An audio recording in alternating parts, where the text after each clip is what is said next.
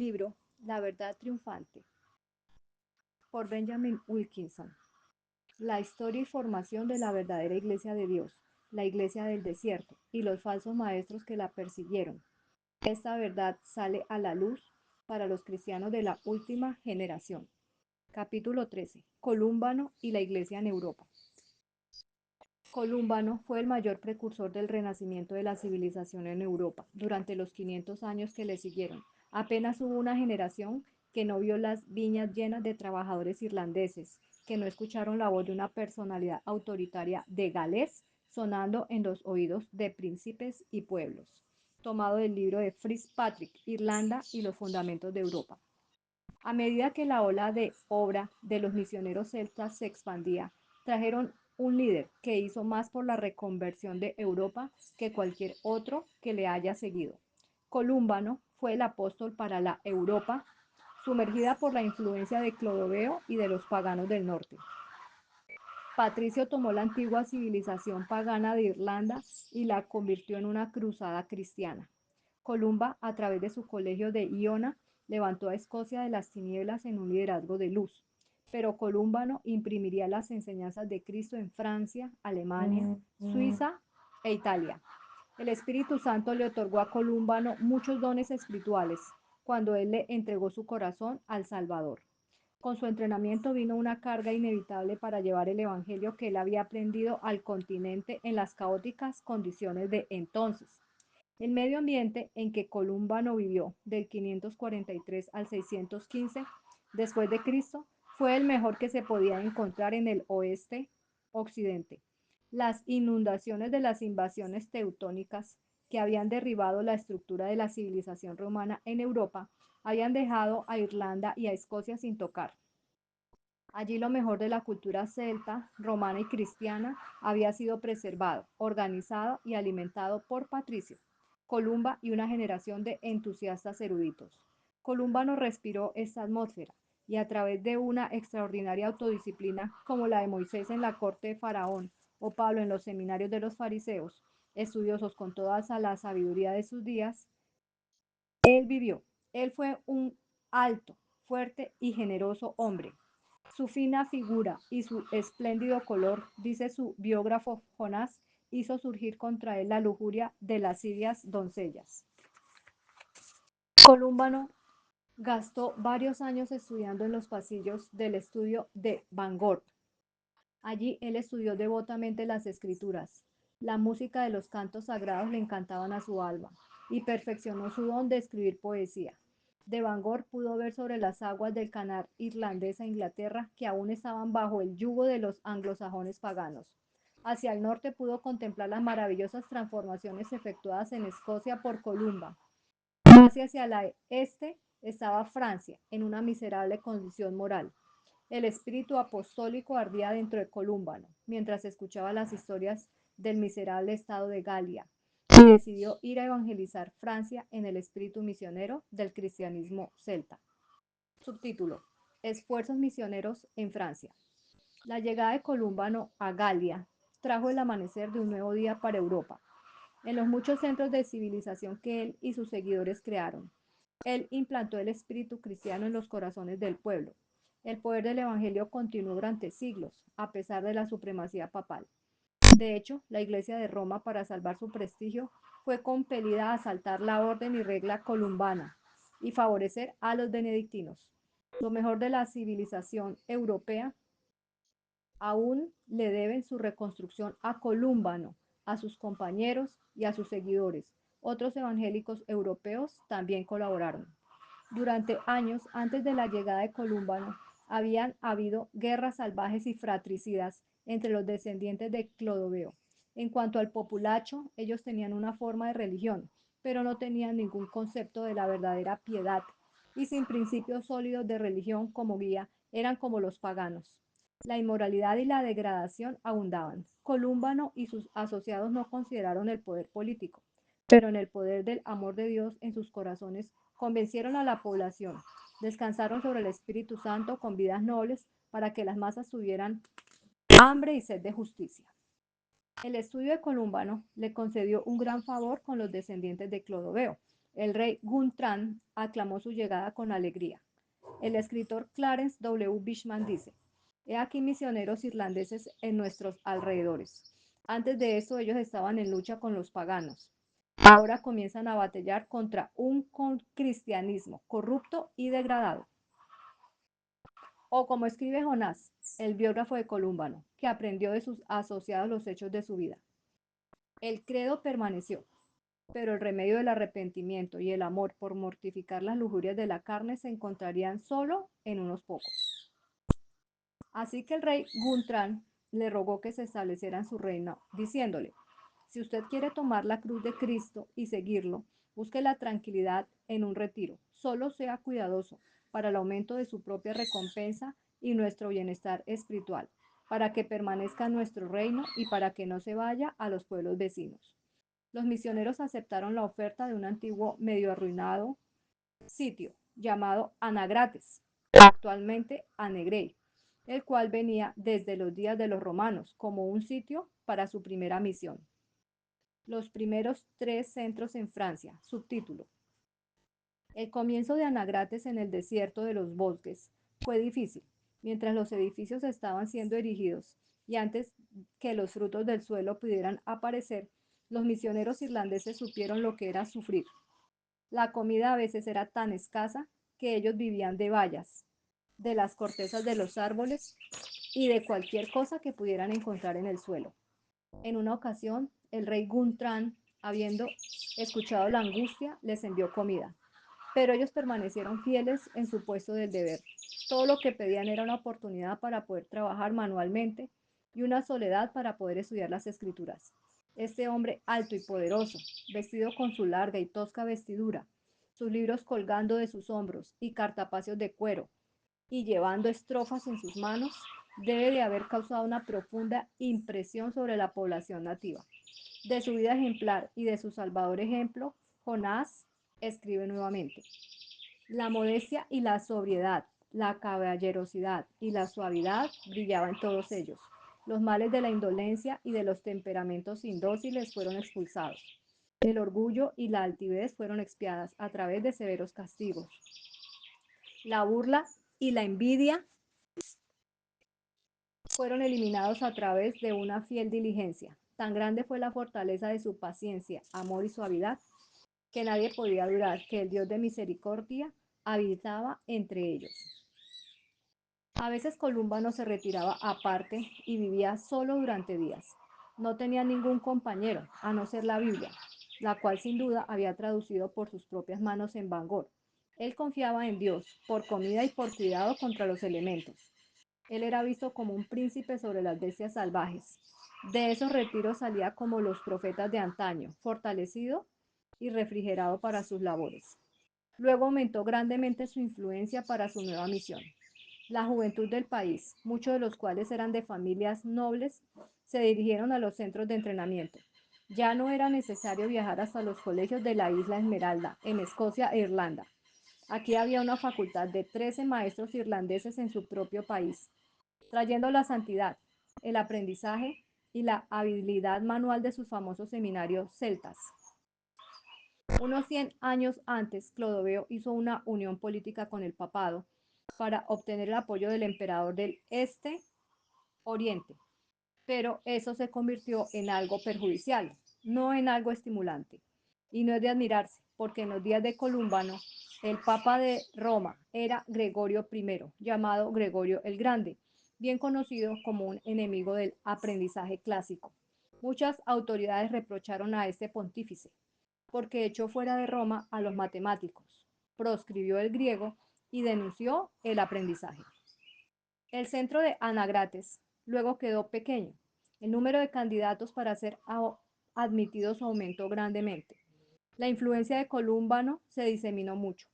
La sinceridad y la consagración del campo irlandés era tan superior a cualquier otra cosa de esa naturaleza en el continente que era como introducir una nueva religión.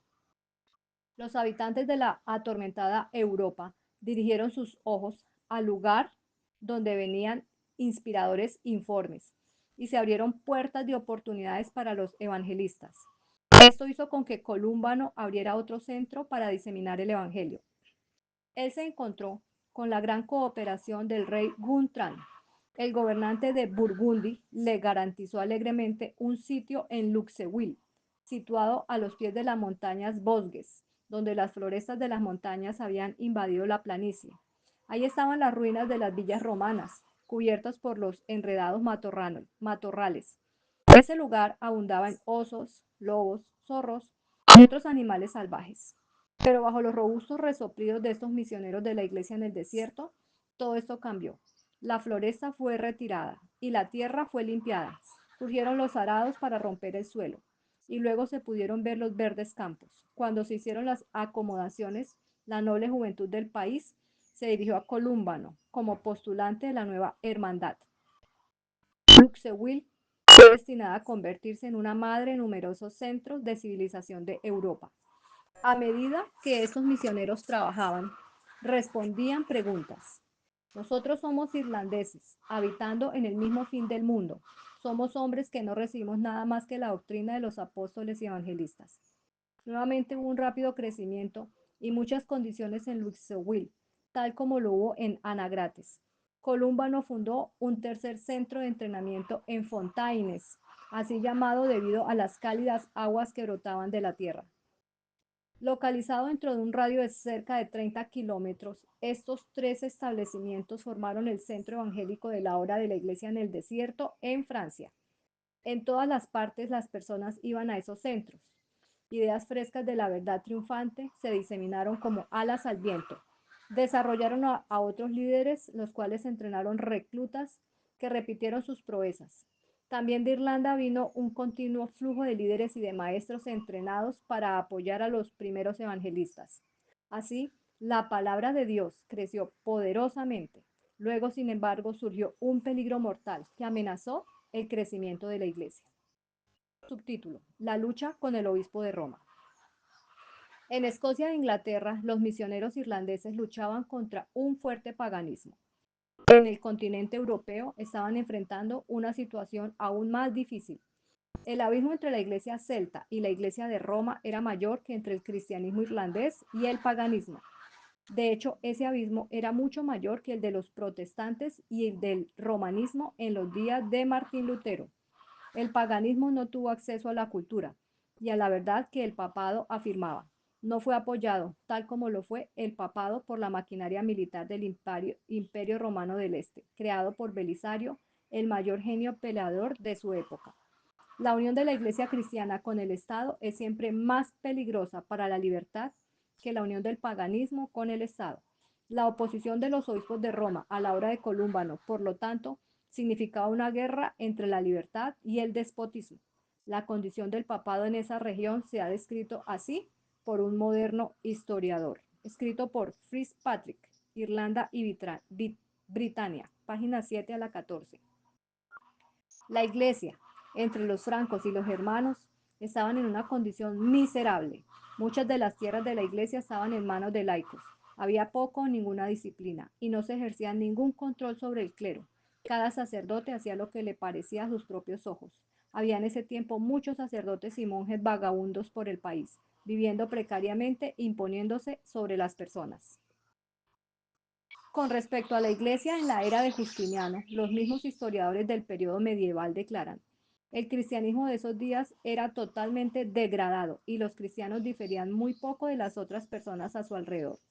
El mahometanismo era una parte en una revuelta contra esa degradación. Esta cita es del libro Europa en la Edad Media, página 242, escrito por Thatcher y Chwill. Los sacerdotes estaban celosos de la influencia y del crecimiento de las misiones celtas.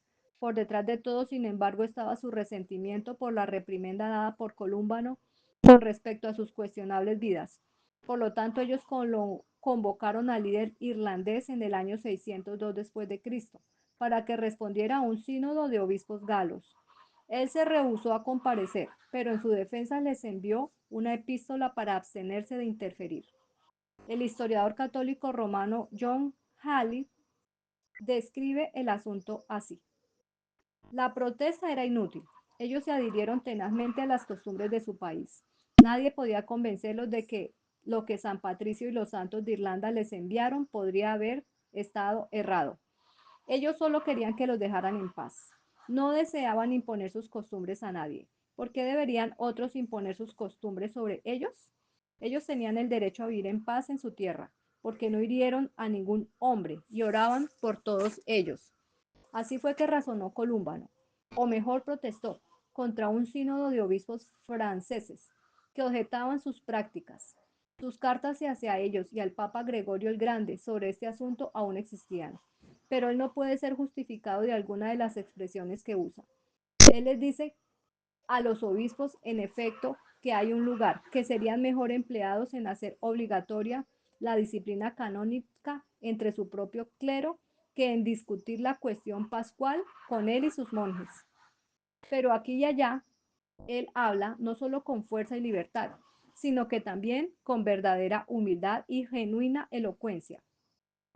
Él les implora a los prelados, en el lenguaje más solemne, que los dejen vivir a él y a sus hermanos, en paz y en caridad, en el corazón de sus silenciosos bosques, al lado de los huesos de sus 17 hermanos que estaban muertos. He aquí un incidente a través del cual uno puede contrastar el espíritu de ambas iglesias. Uno solo necesita comparar la carta de Colúmbano con el altivo tratamiento que Dino de la iglesia celta de Gales sufrió por parte de Agustín. Sobre este punto escribe Clarence W. Bibcham. La respuesta de Colúmbano es un espléndido contraste para el desafortunado Agustín, a través de la cual él ha sido proféticamente responsable por ciertos actos de sangre. En conclusión, tenemos que reconocer que el estilo de vida de Bangor, aun cuando es más severo, produjo suavidad de carácter en la fiera naturaleza celta, la cual es asombrosa y está en un maravilloso contraste con el estilo de vida benedictino, el cual produce la arrogancia de San Agustín. Subtítulo: Colúmbano y la reina Brunilda. Si alguna vez hubo otra Jezabel, esa fue Brunilda, esposa del rey Sigiberto de Austrasia, hermano de Guntran y perseguidor de Colúmbano. Después de matar a su esposo en el año 575 después de Cristo, ella encantó al hijo de su hermano Chilperico, rey de Neustria. A través de infatuación, el muchacho se casó con ella. Después, ella condujo a su nieto, Teodorico II, rey de Burgundia, a una vida disoluta. Teodorico tenía un alto respeto por Colúmbano y durante algunos años lo protegió y lo defendió, aun cuando el misionero irlandés lo reprendió a él y a su disoluta abuela por sus malos caminos. Por temor a que Teodorico se casase con una reina que no le agradara, Brunilda tramó mantenerlo en una vida de vicio. Cuando el apóstol celta la reprendió por su vida inicua en la corte, ella se volvió contra él con furia y desde entonces inició una continua persecución contra los colegios evangélicos fundados por Colúmbano. Unos 10 años antes de esto, Agustín el monje, enviado para convertir Inglaterra, le había traído una carta de presentación a Brunilda del Papa. De la afiliación de Brunilda con los enemigos religiosos de la iglesia celta, los historiadores escriben: Brunilda parece haber sido, de acuerdo con las ideas de su tiempo, una mujer religiosa. Ella construyó iglesias, monasterios y hospitales y fue una amiga de algunos hombres líderes de la iglesia en sus días. Como la reina viuda y los obispos católicos romanos eran hostiles a columbanos, ella los urgió a acatar la fe celta, a atacar la fe celta y a abolir su sistema de educación. Subtítulo: Colúmbano en el exilio. En ese tiempo, la fama de Colúmbano había aumentado grandemente en todas las ciudades y provincias de Francia y Alemania, tanto así que era altamente venerado y celebrado. Aún los soldados del rey, en diversas ocasiones, dudaron ejecutar la orden real de su exilio, o la ejecución tan blandamente que Columba no pudo escapar de Luxeuil debido a que temía venganza sobre sus asociados. El antiguo erudito decidió partir. Primero se fue con algunos compañeros al río Loire, intentando navegar desde el puerto de Nantes hacia Irlanda. La historia de sus movimientos no pareciera ser la de un exiliado, sino la de la marcha de una conquista. Él no navegó desde Nantes, sin embargo, sino que fue a Soissons, la capital de Clotaire II, rey de Neustria. Allí su posición era similar a la de un primer ministro, alguien de poder real. Clotaire le consultó con preguntas muy importantes de Estado y siguió sus consejos. Pero Colúmbano tenía una obra aún mayor que hacer. Él quería establecer nuevos centros en Alemania, Suiza e Italia. Como Colúmbano había sido honrado por Clotaire II, rey de Neustria, cuyo país después se expandió y se convirtió en Francia, así él fue tratado en forma real por Teodoberto, rey de Austrasia, cuyo país después se convirtió en lo que hoy es Alemania. Mientras viajaba hacia Teodoberto, se detuvo en Meaux, donde fue entretenido por un prominente ciudadano, un amigo de Teodoberto. Su vida piadosa influyó en la vida de la hija de su huésped, para que dedicara su vida a las misiones de Colúmbano. Estos comienzos del cristianismo celta se multiplicaron cuando los estudiosos asociados de Colúmbano declinaron en dirigirse más hacia el este-oriente, hacia el desierto, y comenzaron inmediatamente a fundar nuevos establecimientos en Metz como su centro. El rey Teodoberto estaba feliz con la llegada de Colúmbano a su corte. Él le suplicó que se quedara en su reino permanentemente y que continuara su obra. El erudito, sin embargo, quería hacer más por Europa, la cual estaba en un estado de barbarismo, tal como lo dice Benedictino Fitzpatrick. Los irlandeses fueron los primeros misioneros en Alemania, y Alemania fue hecha cristiana por ellos. Cuando Bonifacio, el cual había sido llamado el apóstol de Alemania, llegó primero allí. Sería bueno en este punto protestar contra acreditarle a los monjes benedictinos la obra efectuada por los misioneros irlandeses. Fitzpatrick dice: la creencia general de que los benedictinos eran los hombres únicos rivales de los monjes irlandeses en el periodo que estamos revisando, eran hombres estudiosos, es totalmente errónea. Ninguna rama de los benedictinos fueron estudiosas, sino hasta el establecimiento de los mauristas en el siglo XVII. Durante varios años, Colúmbano trabajó en Alemania y Suiza, dejando una cadena de misiones que llevaba adelante la obra que él había comenzado.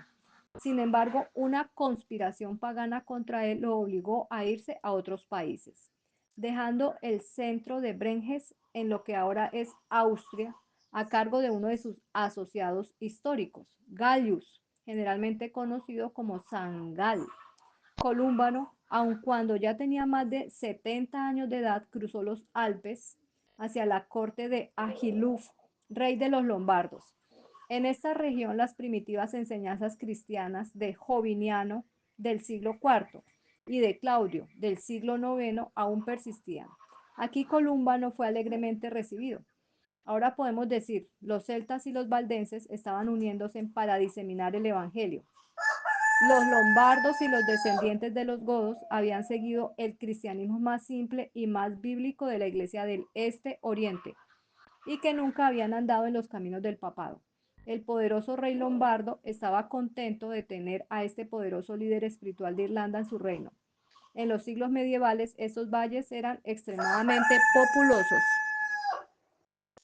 Rehusándose a permanecer en la corte, sin embargo, Colúmbano le suplicó al rey por un lugar donde pudiera establecer un nuevo centro.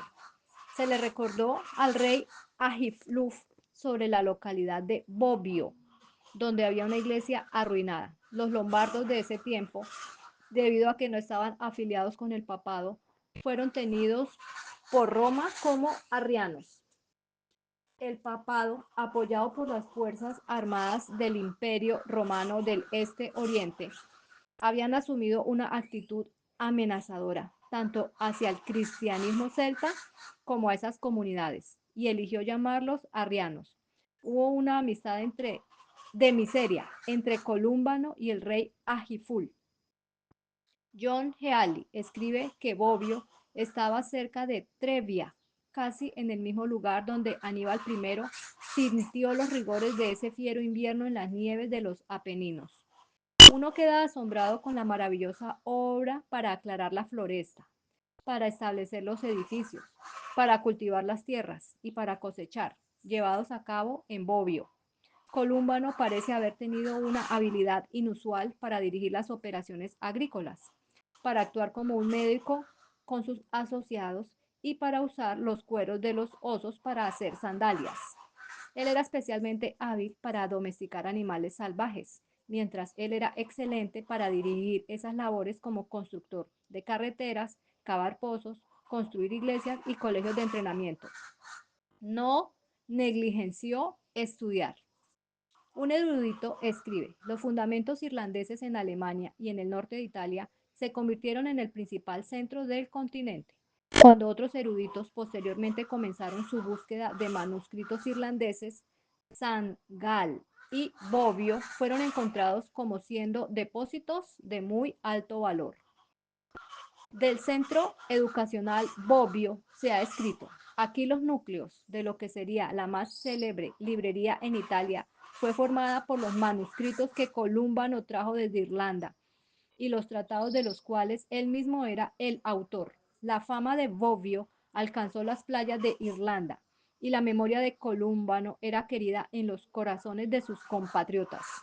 Un catálogo del siglo XX, publicado por Muratori, muestra que en ese periodo cada rama del conocimiento divino y humano estaba preservado en esa librería. Bobbio se convirtió en un tal centro de entrenamiento evangélico que posteriormente la Iglesia Católica Romana siguió el mismo procedimiento que siguió Colúmbano, tal como lo hizo Patricio y Columba. Ella, la Iglesia, finalmente afirmó que él era uno de los suyos. Subtítulo: La muerte de Colúmbano. Colúmbano no vivió mucho más de un año después que terminó su obra en Bobbio, aun cuando había gran pena por su pronta muerte. No hubo lamentaciones en su propio corazón. Él podía mirar hacia atrás a sus más de 30 años de arduas labores y reconocer que había causado una indeleble impresión sobre los franceses, germanos, suevos, sauvianos, suizos y lombardos. Él dejó voluntariamente la obra para la cual Dios lo había señalado. Él terminó su obra en el 615 después de Cristo, teniendo en ese año casi 72 años de edad. Su cuerpo fue enterrado cerca del altar de la iglesia y hasta hoy sus restos son guardados en una cripta de la iglesia de Bobbio. Cerca de 25 manuscritos existentes supuestamente son de él. Subtítulo: Razones para la oposición de los obispos papales. Hay ciertos escritores que tratan de minimizar las diferencias entre la iglesia celta y la iglesia católica romana. Probablemente esto sea un pensamiento deseable por parte de ellos, porque ellos quieren creer que los divinos mensajes de la iglesia celta han pasado a la comunión rival y que nunca han reaparecido. Este punto de vista es contrario, no solo al completo examen hecho por una hueste de autoridades, sino que también a las conclusiones alcanzadas por una simple consideración de las diferencias de vida y de doctrina de ambos sistemas. El escritor George T. Stokes, hablando del deseo final de los líderes celtas de continuar sobre la cuestión de la Pascua, dice, tomado del libro La Iglesia Celta en Irlanda, página 165, escrito por Stokes.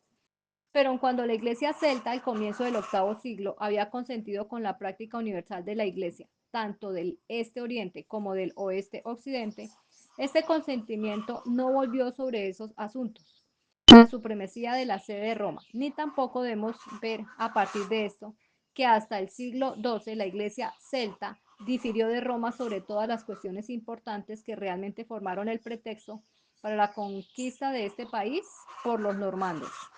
¿Cuáles eran los importantes asuntos sobre los cuales la iglesia celta durante siglos difirió de la iglesia romana?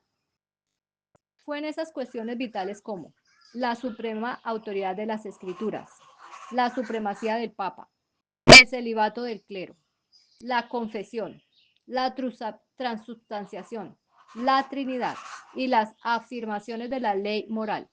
Se pueden mencionar muchas otras diferencias, considerando la incesante hostilidad del papado con respecto a la iglesia celta. Queda claro que una de las dos comuniones tenía que morir o entregarse.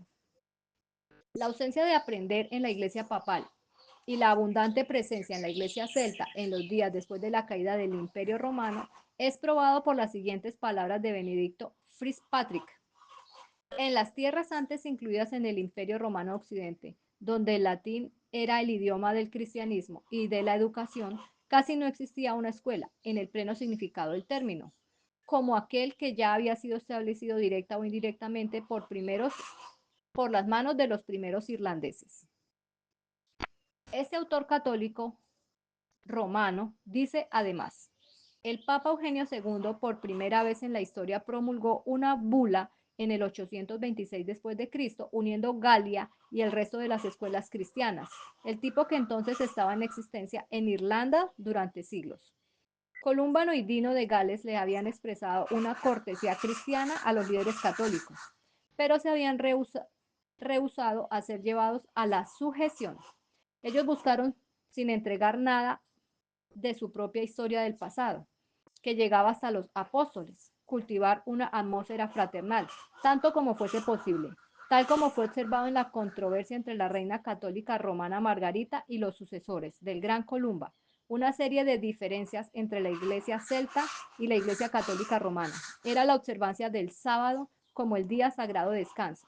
El Papa Gregorio I, que en los días de Columbano se opuso al estudio clásico, fue tan encendido porque muchos cristianos en la ciudad de Roma observaban el sábado, que en el año 602 promulgó una bula declarando que cuando el anticristo viniera guardaría el sábado. Este acto es un asunto de registro común, escrito en el libro Epístolas del Papa Gregorio I. Se encuentra escrito en los Padres Nicenos y el Post-Nicénico, segunda serie, volumen 13. Fue la severa oposición de muchos papas a la maravillosa obra de las misiones irlandesas en Europa, debido en gran medida al hecho de que fuese la práctica de la iglesia celta observar el sábado como el día de descanso y de adoración, denunciando a la iglesia celta en el continente como hereje, en muchos aspectos, especialmente debido a la observancia del séptimo día sábado.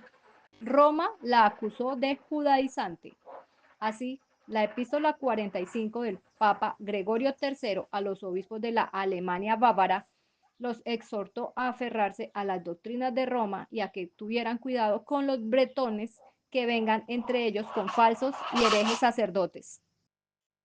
Aquellos misioneros que trabajaron sin la autoridad papal fueron denunciados por Bonifacio, el legado del Papa, como sacerdotes del pueblo, idólatras, y debido a que estaban casados, también llamados adúlteros. En todo eso la Iglesia Católica Romana tuvo mucho cuidado que solo cuentas vagas e indefinidas de todos los puntos permanecieran hasta hoy. Y cuando a acusar que ciertas iglesias eran judaizantes, las minutas del sínodo de Liftinae, la moderna Estines, Bélgica, nos da la información. El doctor Karle J. von Hefele escribe, la tercera alocución de este concilio advierte contra la observancia del sábado, refiriéndose al decreto del concilio de la Odisea. Tan temprano como el concilio de la Odisea realizada cerca del cierre del cuarto siglo fue decretado que todo el que descansare de sus labores en sábado era judaizante y tenía que ser excomulgado. Subtítulo: Luxeuil, Sangal y Bovier. Entre los múltiples centros que fueron creados por Columbano y sus asociados, se ha observado que Luxeuil fue el principal centro en Francia, Sangal el centro principal en Alemania y Suiza, mientras que Bobbio tiene una posición para Italia. Había, sin embargo, una multitud de otros centros de Luxeuil. Benedicto Fitzpatrick escribe, Luxeuil comprobó ser el más grande y el más influyente monasterio y escuela establecida por Columbano. Se convirtió en la capital espiritual reconocida de todos los países bajo el gobierno francés. En el siglo VII, Luxeuil fue la más celebrada escuela del cristianismo fuera de Irlanda. De Sangal y de Bobbio, él escribe, Sangal quedó conocida como el centro intelectual del mundo germano, tal como Bobbio, fundada por Columbano, fue la luz del norte de Italia. Cualquier intento para evaluar la obra de Columbano debe ser débil en verdad. No está dentro del poder del hombre el dar una adecuada alabanza a lo que Dios ha hecho al hacer su verdad triunfante. Este pionero construyó sus fundamentos espirituales sobre las ruinas del Imperio Romano. Sus centros misioneros se convirtieron en viveros de la civilización moderna, el campus y el púlpito del evangelismo. El noble carácter de este hombre, sus múltiples talentos, su altamente ejecutiva habilidad y por sobre todo su entrega total a Dios, lo convirtieron a él en un tipo de la asombrosa obra hecha por la iglesia celta. Libro La verdad triunfante por Benjamin Wilkinson. Bendiciones.